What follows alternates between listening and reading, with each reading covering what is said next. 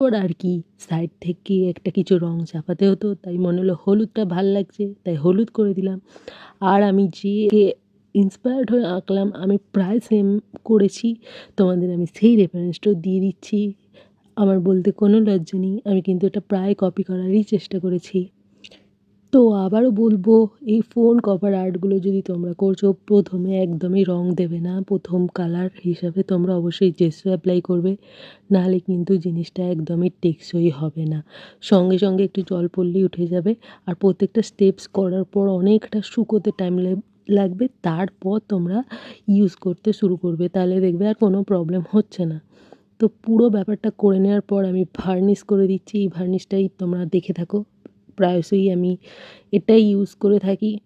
আমার কাছে যদি এখন রেজিন থাকতো খুব ভালো হতো, এটা আরও বেশি টেকসই করানো যেত, যেহেতু নেই।